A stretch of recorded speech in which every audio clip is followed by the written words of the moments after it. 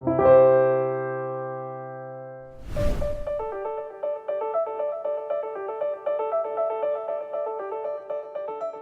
I would say that having a quantitative approach and a quantitative toolkit for investing is something that's very important for fixed income managers. A lot of bonds have optionality in them. You need to calculate interest rate sensitivity or duration. So we've always had it in our DNA. But about 15 years ago, we decided to create a team which would specialize in systematic or rules-based or quantitatively based oriented strategies. That team is now about 9 individuals. And they look after things like risk mitigation strategies, risk premium types of strategies, things like trend following that I think we'll talk about today in a bit more.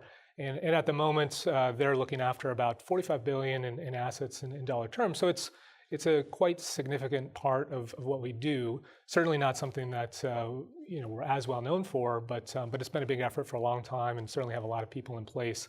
We have another 60 research analysts in addition to those portfolio managers that are a shared resource. They build models for our fixed income teams on what the curves might look like and valuation models, things like that. But they also help us with research projects and identifying new trading strategies.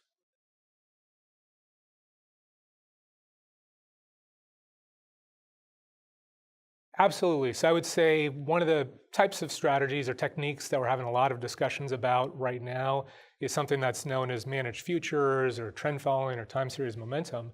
And I think a big driver of that is the diversification benefits that something like this strategy have provided historically.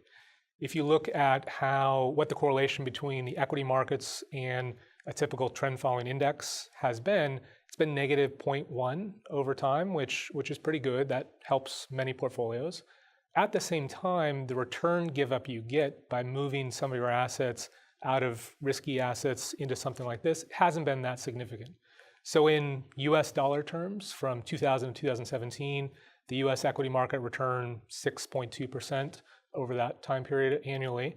Over the same time period, a trend following index returned about 6.1%. So you didn't really give up that much at all.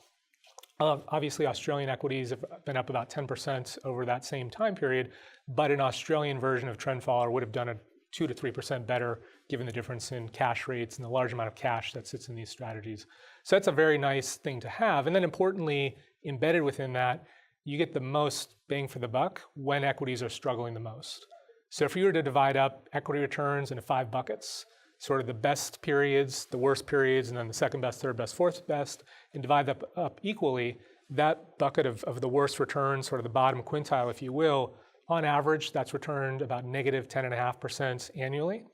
In those same periods, when equities have been doing so poorly, trend followers have been up about 7%, so even better than their average, which again provides a lot of portfolio benefits. So today, with where equity valuations are, there's a lot of conversations going along these lines.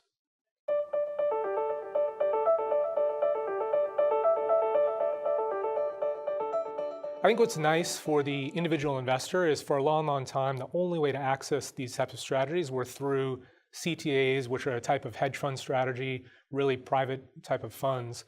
But what we've seen over the past 5 to 10 years is that in many markets, publicly offered funds have been offering these types of strategies overall. What's interesting, given the characteristics that I mentioned, if you put those into a portfolio optimizer and say, how much trend following should I have? The optimizer will actually tell you 40, 50, sometimes 60% because it is so powerful, negative correlation, positive returns.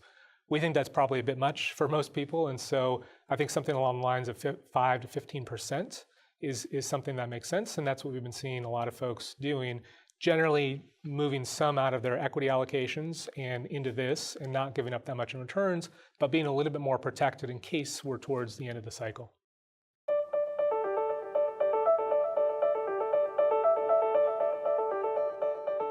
Sure. So I think I would think about it similarly to how much equity exposure or risk asset exposure someone generally has. So definitely more appropriate, if you're sourcing it from the risky assets, definitely more appropriate if you have a bigger risky asset bucket to have more of trend followers and then just sort of taper it off over time and age. But I think what I would do personally is taper equities off a little bit first and then this, because it is still much more defensive than equities. But typically the strategies are run at a similar volatility profile as equities, so call it 10 to 15% overall. And so they're nice match with that part of the portfolio.